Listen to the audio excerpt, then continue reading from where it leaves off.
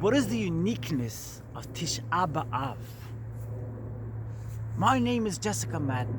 On my channel here on YouTube, I help people raise their awareness and become very, very successful. I share the great tips and amazing lessons which I picked up throughout my life, and the great tips and amazing lessons which I pick up every single day of my life.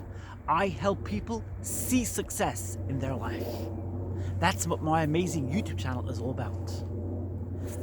Reminding you once again that the 100th subscriber to my channel here on YouTube will receive from me a free gift. And the shipping of that gift, that will also be for free on the house. Without further ado, let's get into it. What is so unique about Tisha Biav? Before I talk about the uniqueness of Tisha Biav, I want to talk about food. On Tisha Biav, we fast. I've almost fasted 25 hours. What is it about? What is it so unique about food that we have to refrain from eating food on a day of mourning? I want to start off by saying that food really, really, really triangulates us. What? Triangulates us? What do you mean by that, Jessica? Allow me to explain. You know, I've been watching this amazing guy, Ray Maor, talk about his 8-day fast, which was televised and put on TV in Israel. And I was fascinated. The guy did not have the connection that we all have to food. He just didn't. And that's why he did so well with his fast. And if I may drop in a little secret, that's why Jessica Madden did so well when she fasted her water fast last week. And that's why Jessica Madden feels no problem right now fasting. I don't feel the same connection to food which a lot of people feel. I am a vegan. And I refrain from eating factory produced foods. I try my best to refrain. Okay, it's not possible. But I try very hard. Most of my food are not produced in factories.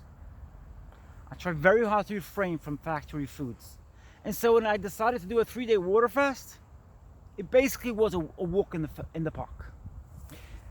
This guy Ray Maor talks about how he was on a 8-day fast, no food, no water, and the doctors were like, this guy's insane. There's no way he's gonna manage this. And finally, bang!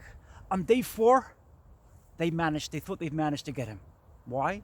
Because they were about to take his blood, they put the band around his arm, and bang, he fainted. That's it, we got him. When he got up after he fainted, they asked him, why did you faint? He said, since I'm a child, I really don't like it when people check my blood pressure, but it's not because of my fast, I could assure you of that. And they're like, yeah, right, he's just saying that. And it did take a couple of days until the lab sent back the test results. And like I've said in a previous video, the test results came back and there was no difference in his bloods. He was doing perfectly fine. He was doing amazing, actually. He didn't need food for his sustenance. We don't need food for our sustenance. 1500 years ago, when Jews fasted on Tisha B'Av, it was not a painful exercise. In many religions, people fast. In the Muslim religion, people fast for 40 days. And that gives them sustenance, that gives them strength, that gives them resilience. Fasting is a good thing for you. It's not a burden, it's not a hard thing, it's a good thing for you. It's not good to be attached to food. Life is amazing when you're not attached to food. Your lips might get a little white when you're fasting. Okay, I'm not that much of an experienced faster, so my lips might get a little white. Okay. And so, I still have an enormous amount of energy. I have an enormous amount of energy. I have seen Jewish lecturers on the day of Tisha B'Av. They have so much energy, even though they're fasting. They have so much divine energy. They give over these lectures and they speak about the most amazing things. I've been through a lot of Jewish lectures on the day of Tisha B'Av. It's fascinating because you are actually not dependent on food. Now, I'm not going to say that somebody who has problems with diabetes, or somebody has problems with anemia, doesn't have a problem fasting, they do have a problem fasting, and they probably should refrain from fasting. I'm not talking about those people. I'm talking about the general population don't need food. There was a guy in India who hadn't eaten or drunk for 64 years. Come on, Jessica. Jessica, come on. Pull another one. Give me a break. 64 years? Yes. And I could believe it. And I can understand why. When you're on the spiritual journey, you could understand why.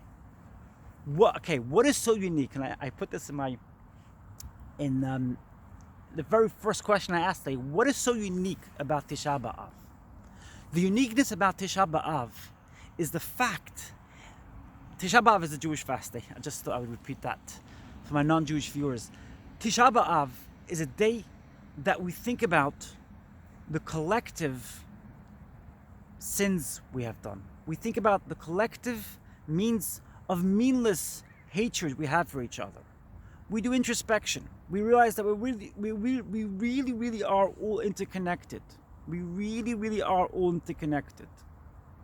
There's no point in trying to deny that, and there's no point in trying to undermine that. We really are all interconnected. You could hurt somebody, you could hurt another person, and it'll just be like you're hurting another organ in your body. We really are all interconnected. It's delusional to think that you could hurt another person and it's not going to end up hurting you. I've spoken about this so many times on this channel, about the fight, the fake fight of the ego. I'll get back at that person. I'll do revenge. You get revenge at that person, and that person does revenge back at you, and it goes on for a generation. The spiral just goes on forever. It's delusional. That's what Tisha B'Av is about. What is Yom Kippur about? Yom Kippur is about personal introspection. Looking at things from a personal level. Where are we on a personal level? What are we struggling with on a personal level? And how can we fix that on a personal level? That is what Yom Kippur is about. Tisha B'Av is actually a communal means of introspection. In my lifetime, I've seen very few people take the day of Tisha B'Av very seriously. Very few people. They might go to communal events and listen and think about it, but that's about it. I was actually from the few in my ultra-Orthodox Jewish community who took things very seriously on Tisha B'Av, until the very near end when I had to leave the community. I won't go into why I left the community, what happened. That's for another day, for a snowy day, let's say. But people took the day for introspection. People, the few of us who thought about the day, the few of us who did introspection, who thought about it on a deeper level, took it for its greater meaning. Thought about why senseless hatred is so meaningless. Why senseless hatred is pointless. Why, if you hurt somebody else, it's not going to help you. It might help you today. It might even help you for a couple of years, but in a couple of years' time, it's going to hit back at you. It's just it's a continuous chain. It's a continuous circle. You can't get back at anybody because you're all interconnected. All hearts of us are connected. That's the uniqueness of Tisha B'Av, and that's the beauty of Tisha B'Av. Many religions also have beautiful fast days, which also incorporate this idea and this thought. What did you think about today's video? And what do you think about fasting in general? What is your relationship with food, if you don't mind me asking, and if you don't mind putting that in the comment section down below? I want to know, what other people feel like when they're on a spiritual path. How and what their relationship is with food. Have you gone vegan or vegetarian? Or have you been able to keep on eating regularly the same foods, but have you still been able to elevate yourself spiritually? I have met people who are very spiritual and they do eat regular food. It doesn't mean that your diet's going to change. Let me be clear about that. It doesn't mean your diet is going to change. But if your diet has changed, or if you have modified your diet somehow because of your spiritual path, please leave that in the comment section down below. I would really appreciate that. If you enjoyed today's video, why not press that like button? And if you haven't subscribed yet to my YouTube channel, why not press that subscribe button? It's that easy. And also press the bell notification next to it. That will give you the ability to see my videos right away when they come out.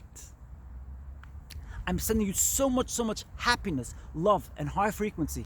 I love you all. I love you all. We are all interconnected. We are a massive, growing community, a happy community, an amazing community, and a community of successful people. I look forward to seeing you in my next video. I'm sending you lots and lots of love. I love you all.